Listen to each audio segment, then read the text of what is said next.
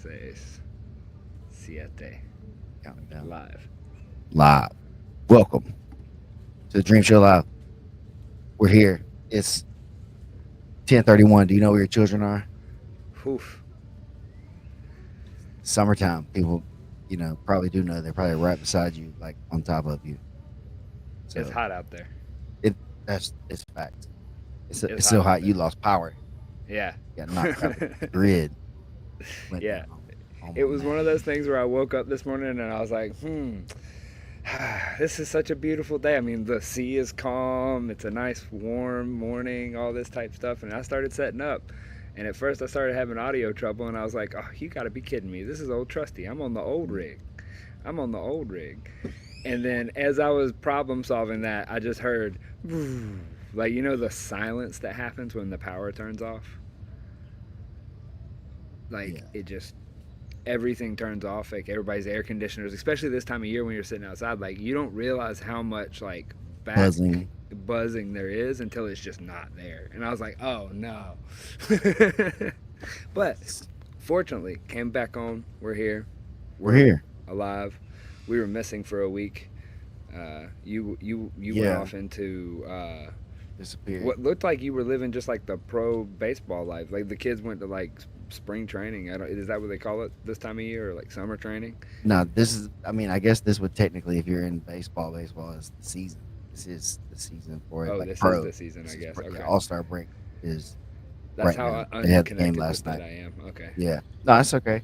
For the kids though, they are kind of switching, I guess, seasons and stuff right now. They're in between age, whatever when you go from 10 to 11, at least for Thomas.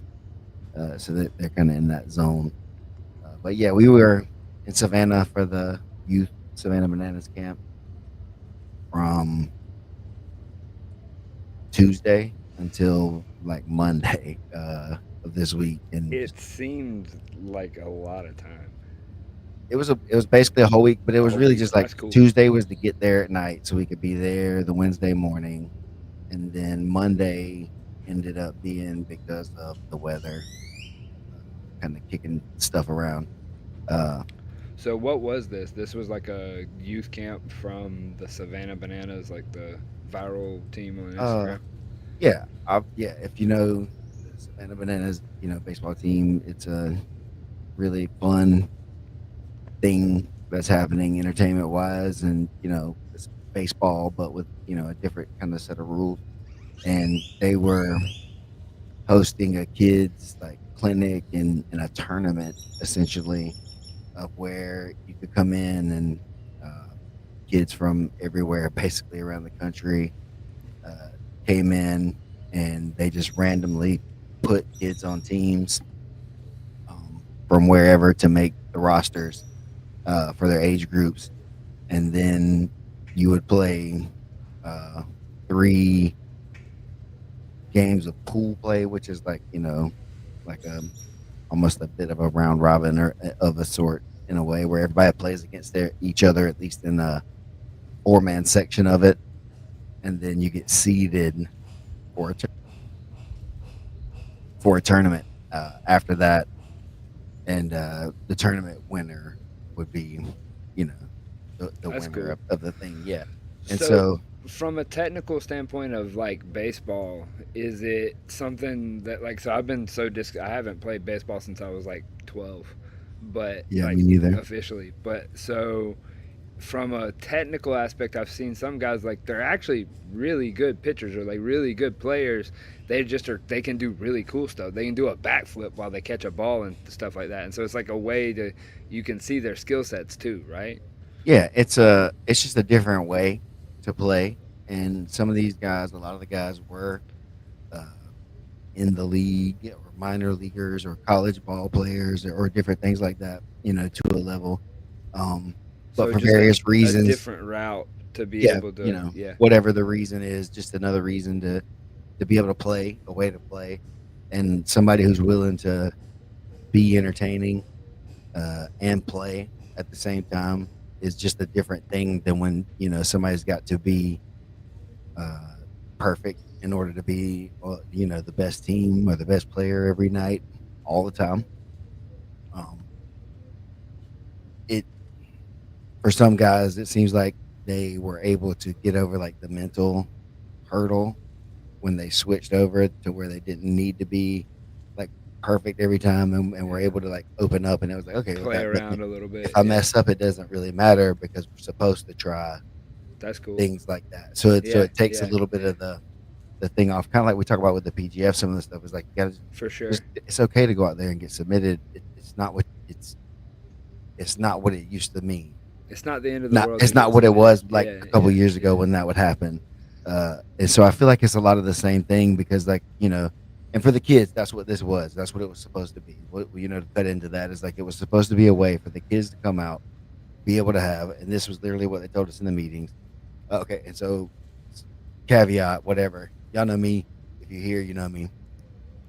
Your boy, I was like, hey, let me get in. Like, let me coach. Let me volunteer to like do something or whatever. Like I want to play and want to like see, how to how to do the thing. How y'all do this thing and help out or whatever.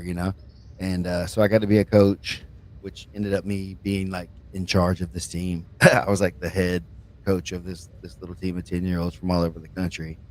Um, but it was a way for them to go out there and say have the most fun they've ever had on a baseball field. You know what I mean? And so the kids got to choose a walk up the first time of every game. Essentially, is what it was supposed to be. You could do like an extended walk up where you could dance or whatever, lip sync or anything like that if you wanted to, and then you could just choose music, otherwise. Well, and then they could do tricks, like dribble between the legs or behind the back or whatever, catches and things like that. And it made it to where it was okay if you made mistakes, and supposed to take some of the pressure off. And so it was really really fun. The only problem with it is that the weather in Savannah this time of the year is not really conducive to maybe playing that many games of youth baseball outside in a row Yeah. in a You can weekend. usually set your Uh, clock by the thunderstorms in the south that time. and so I think is what happened is it got sold big, and there were so many teams at so many ages that once it got kind of log jammed, there wasn't enough time with the weather once the fields got dry for everybody to be able to play all their games. And so you didn't get to play everything that you were wanting to play, maybe if you were trying to play everything, and there was no championship. And so some people, it's like if you wanted to go try to, which is not necessarily what the point was, going to try to win the championship per se, but it is in a way too, because winning's fun, and that's part of having the most fun you can on a baseball field or any field is winning if you can. But Yeah, and like how you connected it to the PGF earlier is that like it's one of those things that we have I've heard Brandon say since the beginning is that like this is part athletic endeavor sport thing and part American Idol. Like yeah, we want to see some cool stuff. show me something. Yeah, And so We saw the Hanato armbar that went like shared around on mhm, Instagram yesterday. They're like, yeah, I want to see stuff like that. You know what I yeah, mean? and so yeah, we let kids do like trick pitches or whatever, or like they're trying to do all the behind the back dribble between the leg, so it's like a basketball move at the same time that you're playing baseball or whatever. So it's athletic or whatever, but then also like the theater kids or whatever, people that want to sing and dance can sing and dance a little bit or whatever, and then also you can still play like ball. And so like the team that I ended up with, I was like, oh my god, these they are good. Like they were all really really good. Like and I don't know about the other teams exactly, and how it made out, but these boys, they could play, and they won every game that we got to play. And I just kind of stood back and was like, Turns out that the athletes are gonna athlete. yeah, I just kind of stood back and let them kind of manage themselves, minus like taking the wheels on making sure everybody was rotating properly and getting different spots and looks like that or whatever. But I was, coach, letting them coach the bases and everything. I was just like, yeah, go ahead, do whatever you want to do, man. I don't care. And so maybe that's why they were winning more too, is because they literally didn't have any bridle. They came up, they were doing whatever, like they could move once the game was on, they did whatever they wanted to do. It was just led by the Pirates. But It they were seems so like that's the good. way to do things. They were so good. Like they were talking to each other. They were telling each other what to do. If somebody messed up or whatever, they were picking each other up. There's like Yeah. little captains out there running around, and guys that were just willing to fall on the sword if they needed to. So So it was awesome. So the patty whackers, I'm telling you, we'll son the son. patty whackers. That's what That's the the name was. bro. All right. Well, The chef. speaking of We was cooking it up, son. speaking of team names, speaking of rumors, speaking of things, I'm just cutting you off on the segment. But actually, Egghead cut you off. I threw the comment up there waiting Typical. on you to see it. I just He- ignore him again. I mean, it's Egghead's fault that we're late today. I We all can't believe determined it. this in the back. So, Can't believe it. what's the breaking news? Well, the first breaking To news. me, I don't have any. The first breaking news is Check the my notes. man, the myth, the legend, the commissioner himself, Brandon McCatherine. Welcome. Oh my God. That was good day, sir. Hello. That was well done. I mean, Y'all set that up. nope. Some people just got it, you know what I mean? We just I know how feel to you. play, dog. We just know how to play. How are you, good sir? Pretty good, man. I usually about 2 weeks before PGF, I usually drop into the depths of a deep existential crisis. Okay. And then a couple of days before it gets going, I start going, you know what? Actually, I got this. I got this. And so now the deep parts of the existential crisis, we're coming out of the valley of the shadow of death now. Confidence is rising back up, starting to feel good again. So yeah, I think I got it on. You know what the problem is? There's so much to do, right? There's just so much to do. And I get it all done. I get all organized. I get everything in place. But then I've been so busy, but everything's done. But I still got this stay busy energy.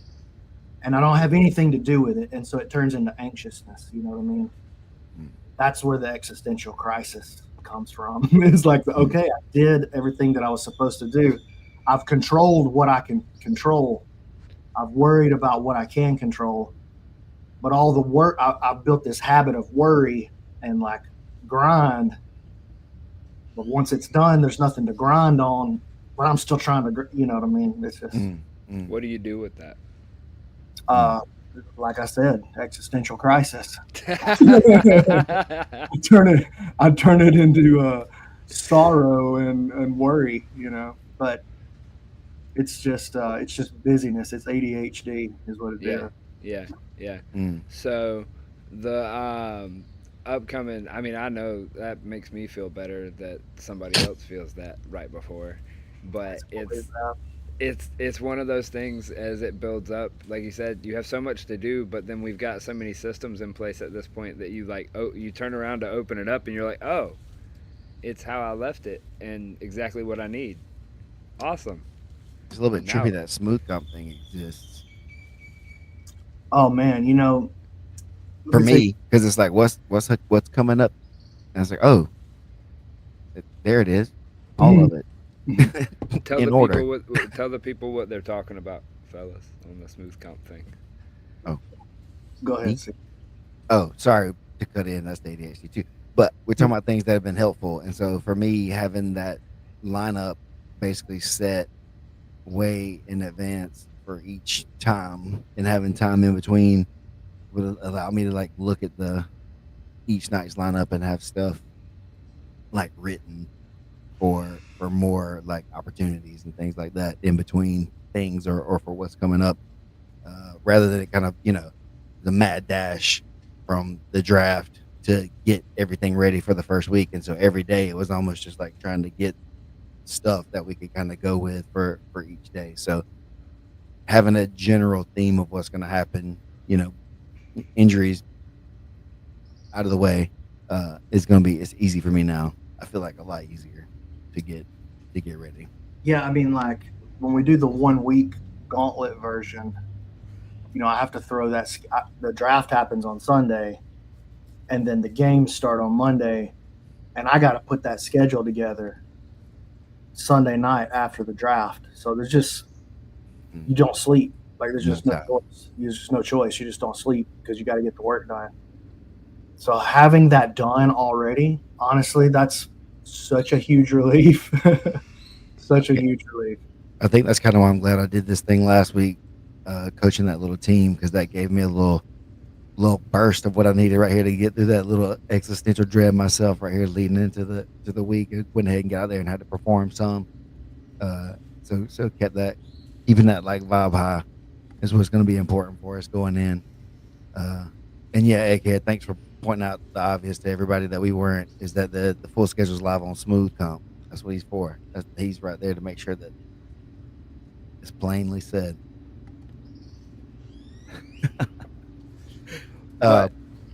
So, as far as in the PGF, as it's building up, what are you most excited about, Brandon? I'm excited that we're going to have time to digest everything. Yeah. Like from the administrative standpoint, it's going to give us a little more space to work with, which is nice.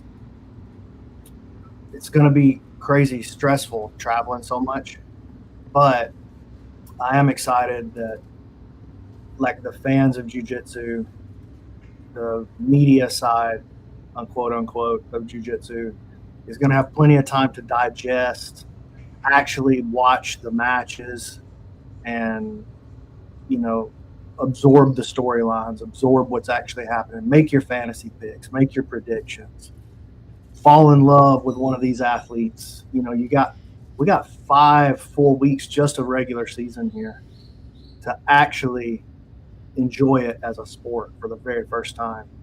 I say the very first time, and in some ways it's the first time. We did it in season 1, but we didn't know what we were doing. You know what I mean? But that was the pilot model. Yeah.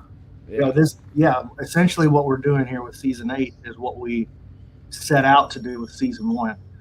And then we had to adjust after season 1, I would say even like 3 weeks into season 1, I was like, oh, we have something really cool here. This is probably bigger than just a thing that we're doing on Brandon's YouTube page, And so, okay, well, if we're going to grow it, I can't do this multiple times a year, And so we had to smash it all down. We could compress the learning cycle that way, compress and make our mistakes faster so that we could get them out of the way. And now coming up season 8, I guess this is really the first unveil of the actual idea.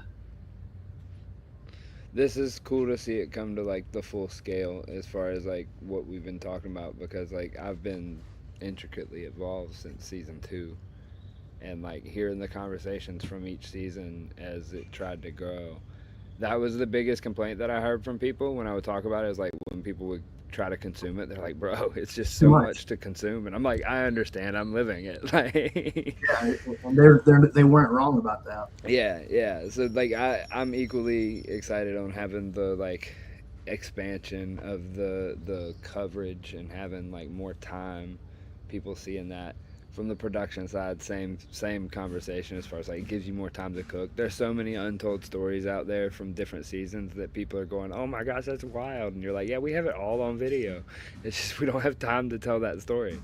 So like, yeah, this is cool, and it's really cool to see it, and it's cool to see, especially in this world that we're in, to see it be the core crew that's like coming out the other end of the tunnel. Like that's pretty wild in this world to have like everybody still loving each other. Nobody hates each other. Nobody like, I don't know. You might hate me, Brandon, but no, I definitely do not hate you. But you know what I mean. I've learned to love you more over the years. I hate you. I didn't know about you at first. At first, I was like, okay, well, here's the. Well, Yeah. have I told this you the bum story of our floating very around. first interaction, like when I came with Steven? Do you remember that? But I don't know what happened. When, I know you don't because I've seen how many interactions you have. But like we walked in the door, we came in the back door there at 10th Planet Decatur, and I'd met you like once or twice before, like out on the scene. But like when we came in, I walked in and I was like filming Steven, and you like looked past Steven, you pointed at me, and you were like, "I'm most excited that you're here," and I was like, "Huh?" Yeah, you had a That camera. Yeah, yeah. I understood that like 6 months later when I saw another camera guy walk in, and I was like, "Oh, please, just stand here and point it at that guy." But I think that's the coolest thing, really, about all of this that we've been doing is it really is just me and my friends trying to do what we think is the best for jiu-jitsu. Yeah, That's really all it is. And that was me retiring in season 2, bringing Isaac along to record it. Just get out of the way, old man. This has never been. Ended up being the storyline. This has never been like funded by a rich guy. Even now we have a rich guy involved, but he's a smart rich guy, so he's not just throwing his money away. I got a tight budget to work with. Like, all right, you got this much, see what you can do with it. All right, then. And so, Hustling.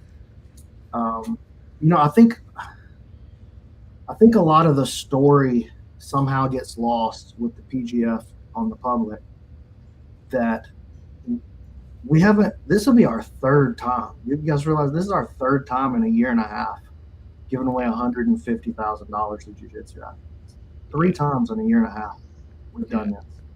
And somehow that storyline gets lost because it's not a million all at once. right. To one person. Like, we're actually trying to build something that's going to stay alive so we can keep doing this. Right. And I think somehow that gets lost because I don't jump on Instagram, pull my wiener out in front of everybody, or whatever you got to do to get people to pay attention to your posts and stuff. I'm just trying to like press forward and not make enemies. Persistent. Like, I don't want enemies. I'm not trying to set up PGF versus the world. I'm trying to go, it's not even about PGF. It's about us. Yeah. And, that's not a compelling story for virality. Like, consistency over time is not a compelling story for virality, but it is exactly how you build something sustainable. And to me, that's the most important part. I don't need the attention. I don't care about the attention, but I do want everybody to win. And that's really what I'm trying to do. Is I'm trying to plant these trees that everybody is going to be able to get some shade from in the long run. And so kind of tying into what you were saying a little bit there and thinking about other things, when you're doing things in general, right? And you've been on social media for a long time. When you've had maybe your biggest thing on social media, like your most viral moments, you said it wasn't, being really consistent and persistent or whatever that was doing the thing. But I think I've heard it from you before is like the thing that popped off sometimes was just the random thing that you did being consistent, right? And so I think it is that. It's just not specifically that, but staying consistent is going to give the opportunity for it to really happen more often, because it does happen in spurts. And I think now with this longer format, that virality is going to be able to like be exponential in that window at the same time. You know what I mean?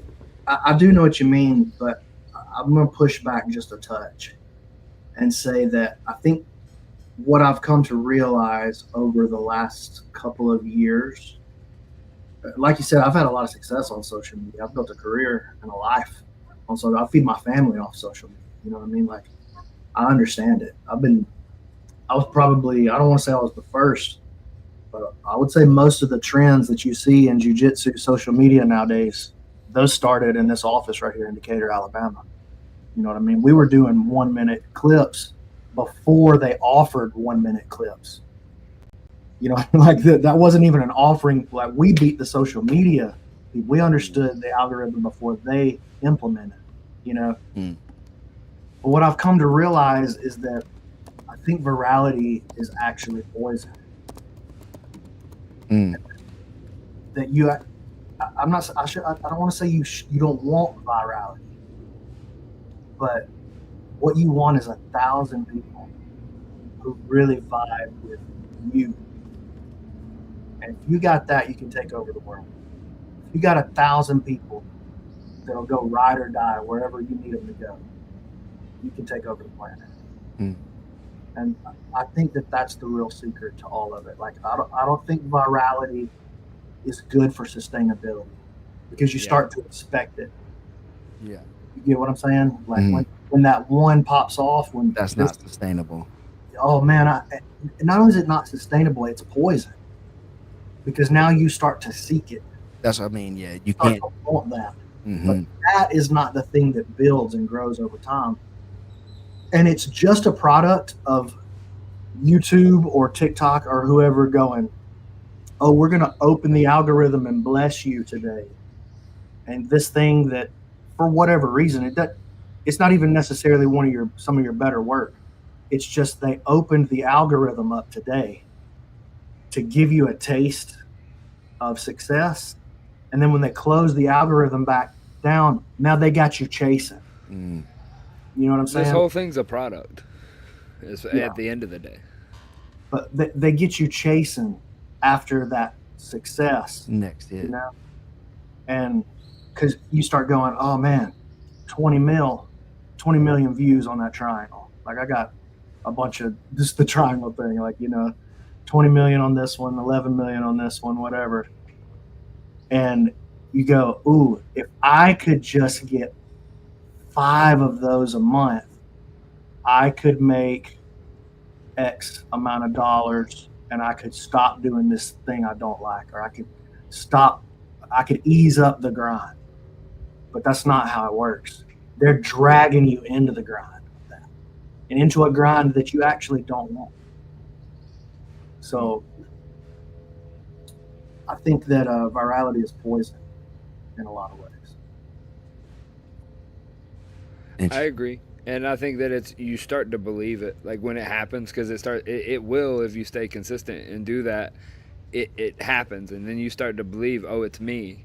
I'm the reason that it's happening, and it's not all the work, it's not all the stuff. It's I'm the reason, and that's where I think that like it starts to get into some people's heads where they're like, it's where you end up with the rock star that is Buy your own gimmick.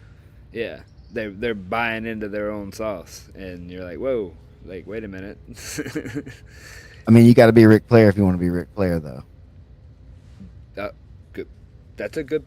Do you? He bought his own robe. Yes, he bought his own robes. He was paying for a lot of that stuff out of his own earnings. Yeah. But does your personality, like, do you have to buy your own sauce? You don't have to, but it's real hard not to do. To sustain, I feel like it's very hard to not do it over a long period of time. Especially if you're playing one character. Right, I think that's the thing. Especially like you see actors that get like typecast into one role or whatever. Like, I want to be something besides this goofy ass comedy person. They're like, nope, you're a funny guy. You can't be serious ever again. What if I lose weight and get abs? And nope, you're just funny. Nope, you just got to be a funny skinny guy now, which is like Jim Carrey. Remember, he started trying to do like dramatic roles, which they were good. Talk about real things on the internet. They were real to him. They were important to him. Whether you agreed with them or not. That's not what the people wanted. They wanted him to smack his face into a wall and pull his teeth back and go whatever Fire Marshal Bill. Yeah. It's Chris Farley. It's they wanted the fat guy falling down the stairs. They wanted the coked out. That's what they wanted. Uh-oh. No, I think Isaac died. Hard. We lost him. I heard the birds stop chirping. In the fame. Uh-oh. He's back. Oh, did I skip? Yep, you skipped. The birds quit talking. That's how we knew. I think that was you. Okay. But yeah, chasing that's not good. Not I think. sustainable. It's not healthy and it's not sustainable. What is sustainable is passion, like chasing something that you actually care about. Mm. Instead of making content for the algorithm or for the fans. You guys know who Rick Rubin is? You seen Rick Rubin? Yeah. Mhm. You heard him talk about that. Like the only way to make true art is to not Make make it for yourself. Yeah, it. don't You make it don't for the make it. people. You don't make it for your fans. It's not for the masses. You should never consider them. Yeah. They become blessed by it when they connect with it. Yeah. But it's not for them, and it Mhm. never should be for them. You sit down and you play your guitar because you love to play your guitar. You sit Yep. down and write a song because your heart's broke. You sit down and make a jujitsu tournament because you want to do something good for the athletes. In your middle of a once in a lifetime pandemic where there's nothing going on anywhere basically for anybody Yeah, to do right. or see or feel connected to at all.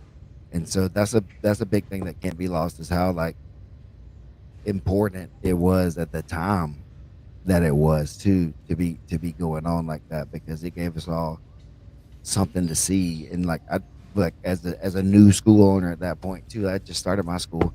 I was like, I don't know if we're ever gonna get to do jujitsu again. Like I don't know if they'll ever like compete again. I don't know what we'll do.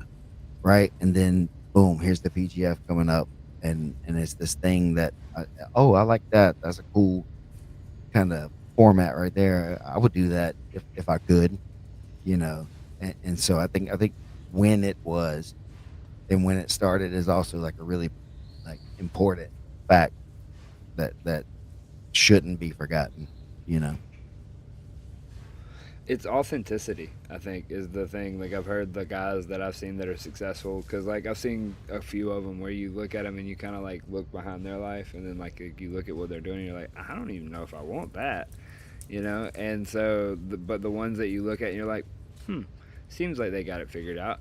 The biggest thing that they like kind of like showed to me is that like it's authenticity, like being Mm. authentic and being like and actually presenting what you're like representing, and not trying to like mask it just to pull one over on people, because once And people sniff it out, it's over.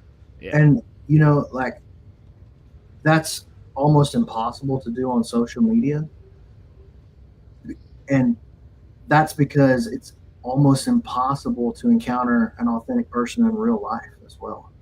Like that Yeah. really can tell themselves the truth and that really can be vulnerable with their friends. Mm. That actually is doing what their heart is asking them to do. It's almost impossible to find. Mm. Yeah. And that's why just full circle back to what you originally said, Isaac. That's what makes the PGF so special. Is it's only filled and sustained by those kind of people. Yeah. There's nobody on the staff at the PGF. Nobody left. There's been a couple that we've had to shed over the last few months, years, but there's nobody involved with it that isn't doing it because it's important to them. Not because they're getting a big Yeah. paycheck. Hey, we're not getting big paychecks, dog. The paycheck goes to rent the venue and to pay the athletes, and that's about all that we got. That's about all the budget I got. You know what I mean? And then, hey, I want to join the staff for PGF. Cool. You looking for a paycheck? Because I'll just grind for 6 extra hours today and miss sleep, because that's that's the level that everything is still pushing. You know what I mean? Like it's still a sweat equity, love of the game kind of thing. And so, yeah, everybody, it's just wild, dude. People try to grab that bag too early sometimes. They try to grab that bag. Yeah, how many stories though? Like, I mean, ever since I was a kid, I've been obsessed with like biographies and like reading about people and reading about like bands and stuff like that. And like you read about every band, every actor, every like anybody that makes it in, especially the entertainment world, but even like go through business success, and you go down the list of different successful people in business of like how long were they broke, quote unquote. because like there's plenty of people that along the way, like that's why it's hard to make it, is because you got to spend some time where on paper you're good, but in real life you're not. Is that like there are very few and far between the people that are able to bridge that gap, and that's why it's hard. That's why there's that gap. I was talking to Zoe last time I was out in Vegas, and we were just shooting the bull, hanging out at the house, and he was telling me about how he, on his first tour as a successful rock band, he had 2 jobs on tour, and he would go sit down at his laptop, work on his actual job, go play an arena, and then come back immediately straight off the stage and get back to work. Sleep in the bus, wake up, do a 5 a.m., 6 a.m. radio morning show, work, arena, work. Just nonstop. Yeah. But on the outside, they were winning. But they were moving towards winning. They were at the stages of winning, not won. They had not won. Winning one time's one thing. Continuously winning is the goal, and that's the hard part. Yeah, I heard. So when I was growing up, I have a couple of like great mentors in my life, great men that I've been really lucky to have spent a lot of time with. Y'all know Lonnie Jones. That's one of them. Lonnie. There's another guy that y'all have never met, I'm sure. His name is Stanley Johnson. And Stanley taught me something when I was maybe 16 years old. He said, a sacrifice is not a sacrifice until it hurts. You know what I'm saying? You got a closet full of T-shirts and you give away your T-shirt. That's cool. Nice thing to do. That's not a sacrifice, though. You didn't lose anything. You got one T-shirt and you give this guy that needs a T-shirt your T-shirt, that's a sacrifice. And anything meaningful comes from sacrifice. It's just the way it is. Does it change anything if the sacrifice is given with the expectation of something in return? It may not change the outcome. Maybe it does, maybe it doesn't. I don't know. But it changes. It's different for you, for sure. Yeah. I mean, the sacrifices along the way are kind of, I guess, the point is what, like, I mean, it's kind of where you learn to appreciate what it is when you get there. I'll tell you when another you get there, it's not going to be what you think, right? I'll tell you another great mentor that I had over the years is a guy named Eddie Bravo. And one of the things that he taught me is zero expectations. Yeah. Don't expect anything. Just be grateful for what comes. There's a lesson in what comes, and there's gratitude in what comes, but don't expect anything. Yeah.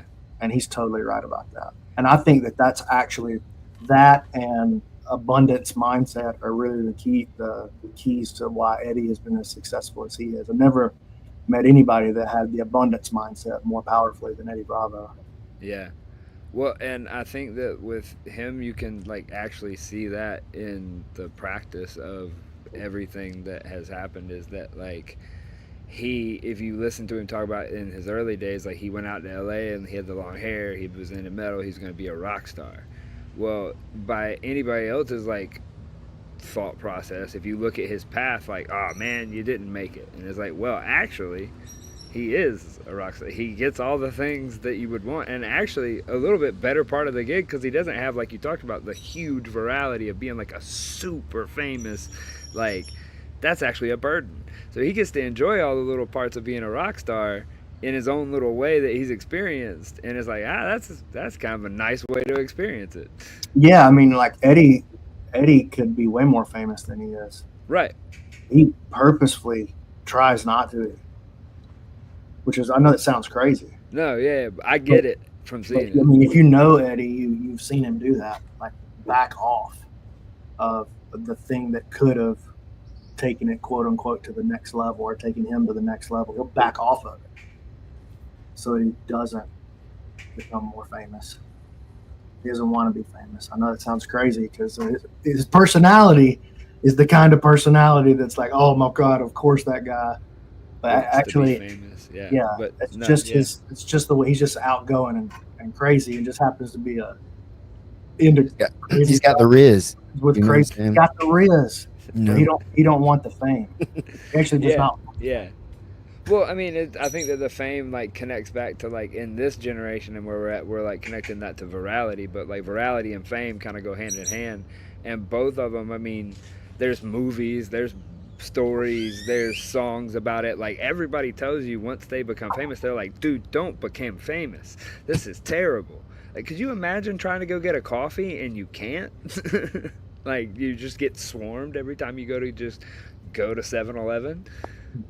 Like, that's a wild existence. People like you Yeah. lose connection. So like, I don't know. I It's gotta be tough. experiencing the way that we've experienced has been, it's like you said with the no expectations thing, is I've had to learn that over the years. And like as we've done this, I remember one time, like I don't remember what season it is because this is all a blur for me, but at some point it was once Nunchuck was on board, because that's who looked at me and said this, and he like looked at me and he goes, hey man, did you ever see Lords of Dogtown? And I was like, yeah, it's like one of my favorite movies. And he's like, yeah. He's like, you realize y'all are like those guys? And I was like, I guess, yeah, yeah. And it's like we've experienced this growth of the sport and this thing, and had this seat that's like from the like DIY side of it. It wasn't the people that came in and were like, ooh, we're gonna get rich. We were just doing it because it was fun. And then now all of a sudden it's like, oh, this is like a real job and like a real thing, and like this is materialized exactly what supposed we to be doing visualized. that. Yeah, like what happened? So like it's been a fascinating seat, and connecting back to the like no expectations. That's been a massive lesson in that you land and you can just like take a breath and look around and go, wow, this is cool. Yeah, me and Keelan were talking about this. It's been a year or so, but I remember we were in Vegas, and we were just out like going to get some food or whatever. And he just looked at me and he just kind of stopped. We're walking and he just stopped and he looked at me and he goes, hey, you realize that we did what we set out to do? Like we did what we set out to do. Now we're just like bonus maxing now. Like, yeah, that's true. Like I actually accomplished a long time ago all the list. all the goals that I had set for myself. Paid off my house, raised happy kids, have a happy marriage, got a black belt. That wasn't even on my list. I didn't think I was not a dude who could get a black belt. You know what I mean? Mm. Dude, I'm getting inducted into the Hall of Fame, the Jiu-Jitsu Hall of Fame this year. What are you talking about? I didn't set out to get in no Hall of Fame. I didn't set out to create a professional sports league. But once we did set out to create a professional sports league, now it's in Vegas, and now it's a real thing, and we gave away real money. We did it. Well, now it's just like, how far can we push it? So we're just like bonus maxing at this point. Yeah, there's been a couple moments standing there where you just like take a breath and you're like, ah, it worked. And like you said, it's kind of cool now when you figure that out, and now you understand, like looking at the successful people, you're like, man, this guy's so successful. Why does he go out there and play another game? Why does he go do it? Because once you figure out the code, it's kind of like, well, it's kind of like playing jiu-jitsu. It's like, let me see if I can do that again. Yeah. Well, even if That pursuit thing though too. even if it never grows another viewer, another fan, Yeah. like it just stays where it's at forever. That would be really cool. Yeah, no, that's what I mean is like, Steven, you're saying about like that pursuit thing. It's more of like the balance of that pursuit is that like that's what kind of edges things along and keeps you vibrant and doing the thing. And now I'm doing it for myself, and like there's the having this time in the seasons, like Keelan and I have been talking about this, is that like we're gonna have so much fun with the documentary, because even though it seems like a short turnaround, it's like, dude, we were doing this on 24-hour turnarounds and stuff. It's like, this is gonna be fun because now we get to like, oh yeah, remember when that happened, let's put that clip together, and like it'll be feeling more like the real sports show that we've been trying to create all along. So I heard it's just somewhere for funsies. Yeah, I mean, at the end of the day, Like it's I just just for think about fun. what y'all were saying when you said that a minute ago too. Is like like literally the thing I'm doing was just we were just doing it to giggle at season 3. Brandon, you're like, here, do this, and we just stood right there, and you're like, say this, and I was like, okay, and now we just riffed for about 3 or 4 hours, a day for a little bit, and it was like, all right, I can do this thing, So that's all I'm really doing is just trying to get the boys to pop a little bit, and then hear everybody laugh or whatever it is and stuff. Still, essentially, because I don't know what else. There's not a million people in the crowd or 100. None of that. We don't really do like the in-house thing to where that's it. So I'm still just trying to get the boys to pop, basically. So it's definitely that's like the funnest part of it all is just doing the thing, really. But you just getting the boys to pop is the thing that makes it feel like when I'm sitting at home in my living room that I'm right there and you're popping it, and that's happening in, like he said, 1,000 different living rooms. Well, that would be like if there were 1,000 people in that room when you made that statement, it'd be like, whoa, that was It's crazy. That's what we got to remember. That's what we got to remember. Like Yeah. if, oh my God, we only got 30,000 views on this draft video or whatever. Yo, That's 30. cool. If we could cram Imagine- 30,000 people into that venue, Imagine 30,000 people in the room looking at your creation. That's crazy. Right. So like we're living the thing, and like to me the biggest thing that I joined in this was that like I was a competitor, and I was like I set out. I was one of those guys. Allegedly. When I saw these stories from like Andy and all these guys and Elijah when they went to UFC, is that like they went to the UFC and they're like, this is what we set out to do. We set out to get to the UFC. We wanted to do the thing, and so like that was really cool. For me, this story arc of like where we're at is that I got to those like doorways a couple times and saw the pay discrimination that was the differences in pay of that. I had homies that were at the big show that were more broke than I was as an amateur that was trying to just work 2 jobs just to train. And I was like, wait, this doesn't make any sense. And so when I came across the PGF and got involved here and started this, was like, okay, I can plug into something that we were already making a difference. Season 1, season 2, season 3, like the PGF crew, the community around that crew has been putting money into grapplers and fighters' hands since at least 2020. Well, before that, there was an iteration of the PGF before the PGF. We called it the River City Open. Okay. And that was like my first experiments with tournaments. Cole Miller actually won the River City. Yeah, okay, I remember that one. Mhm. Yeah. And so it's one of those things that it has built one upon itself as it's grown.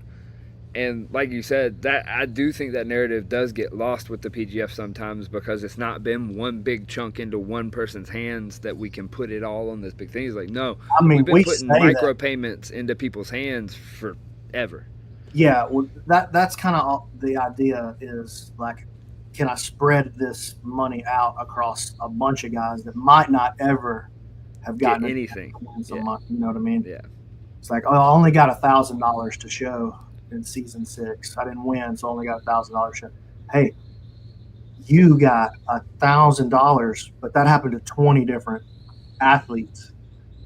You know what I mean? Like that's right. That's bomb. That's bomb, dude. Right. Last year, Ryan Aiken took home $40,000 for a week's work. Hard work, real hard work. But that's pretty incredible, dude. That's pretty incredible. Like that's a yearly wage. Well, that's more than a lot of people in this industry making a year. Oh, for sure. Especially grappling, yeah. That's what I'm saying in this industry. Yeah, especially in grappling. Yeah. Man, that's interesting. Yeah, at this point, it's just like, how far can I push it? Yeah. How far can I bring everybody? Like, because this is just the science of the thing. I'm a winner, dude. What's the biggest roadblock to that? Well, listen, what I'm on the way up. Okay. Yeah. Okay. Like the science of the thing is that I'm a winner. I don't always win immediately, but I'm always going to win in the long term because I just can't quit. I don't know how to quit. Sometimes to my own detriment. You know what I mean? And so at this point, it's like, how far can I push myself? And I've got all these people going with me. And so if I can just win as hard as possible, I'll get to make winners out of all the people that are on board too. You know what I'm saying? And so that's what I'm trying to do. Just push this thing as far as I can, because if I win, I know a bunch of other people are going to win too. A bunch of people I care about. And so that's just what it is at this point. I'm just going to keep driving because I know that it's going to be good for everybody if I keep pushing. And to be honest with you, I don't think the sport could be in better hands. I got a long, proven track record with myself of doing my best and treating people right along the way. And if money comes in my hands, I do the right thing with it. And if influence comes into my hands, I do the right thing with it. And so, who better to do it? Oh yeah. Here. And you said driving. That made me think about what you're saying too. And we just riding in the draft. You know what I mean? Gonna be right there. Gonna push you. Gonna help push you forward. You know, it's that whole thing. We're all gonna get in line together and drive the thing come across right? like no. I'm trying to I'm the man. We get it. Or like in my wake or whatever. That's not what I'm trying to say. No, there's a difference. It's just I am gonna win. We're drafting you. I would love it if we could all win together. But if you don't want to win, or you want to win in some other way, that's totally okay. Go win. But I'm going to win. Who wants to go with me? Who else wants to win with me? Right? You want to win in some other way, or you don't want to go with me, no problem. But I'm going to win. Who else wants to win with me? Well, then come on, let's just go. I promise to lead well. That's all I can promise. I promise to lead well, and I promise to win. Yeah, I think that at the core of it, the whole organization is for the people, by the people type of thing. Is that everybody had a core piece of the community already when they got there, and so everybody kind of carries that with them with kind of the respect. Because I think this is speaking on the people that are involved, is that like everybody's had their own experiences out there and knows what's out there, and like how other organizations, how other people, and how places have been, and everybody's kind of been around the block a few times, and so everybody's kind of carrying that responsibility with the respect of the fact that like you know that this is going to influence what's next. So like, don't be a fuckwad with it. Excuse my French. That wasn't French. Hey, take me off real quick. Let me answer this phone call. I'll jump right back in. Okay. But yeah, so we had some other things on the docket, but I felt like that was a really good take on what's happening here this week. That was a lot more than, that was more than I expected. Definitely. I didn't know what we were going to get. You never know. But that was a good one. That's part of the magic of PGF, is that you never know what you're going to get, because, you know, I was talking with somebody the other day that like it's a cross-cultural show down here that the Whose Line Is It Anyways? Did you watch that a lot? Moderate. Okay, all right. Well, I know what you mean, and I know it well enough. Yes. Yeah, and so like the tagline of like it's all live, it's all made up, the points don't matter. Yeah. Like just enjoy the show. Right. Like that's kind of what I feel like the last like 6 years have been like. Is like straight up. Just enjoy the show. That's what the draft was for sure for me. Once we got it going a little bit, I was, that's just one big riff section for me. Yeah. And I don't know what they're gonna say. I don't know what anybody's gonna say. Yeah. I don't know. That's true crowd work, my friend. Honestly, I need to go through and kind of make I've got it on my docket of things to edit. Is that like there's a supercut in there in my head of all the different crazy crowd work that you have to do to just keep the room alive. I'm just doing stuff. That's what I'm saying. I'm just saying things. Whatever like pops into my brain, basically that doesn't feel like it's gonna ruin the show. I'm with it. Man. You know, Live on the air, I'm gonna suggest a show for you and me to create at some point, but I want to take you to do stand up for just practice. I don't know, man. See, that's the thing is like I don't know. I don't know. You I don't don't know if think I you could have do? jokes. You don't. You know Well, what I'm not saying? jokes, just crowd work. Hey, we're launching Steven's stand-up career right here live on the internet. What do you think? Dude, Eddie's been trying to get me to do stand up for like 15 years. I'm just like, I do not want to do stand. It's a I'm too seminar. sensitive. I'm too sensitive. The silence is deafening. I've done 2 sets. I've gotten up on mic at 2 sets, and both times like the silence, you're just like, oh man, that I can't hurts. handle it. I can't handle it. I'm too sensitive. Hey, pop up a couple of these last comments here. Mm-hmm. Oh yeah. I don't. Uncle Appreciate Liberty. that. Oh Uncle yeah. Larry. What up, He's like, Chris? he says, I'm just happy to see the sport moving forward. I look forward to the PGF every year. That's super cool. I'll tell you what, Uncle Liberty, it's in good Chris. hands. His name's It's Chris. Chris. All right, Chris. Yeah, let's call him. It's in good hands, guys. Government names only. I'm Egghead. gonna do everything I can. I'm gonna push this thing as hard as I can, as far as I can take it. And I can only give 100%. Like, I hate when people say I give 110%. That's not a thing. Like, you can't give 110%. You only give 100%. Yeah. Can you stand up 8 110%. times if you only fell down 7? Are you that kind of guy? Yeah.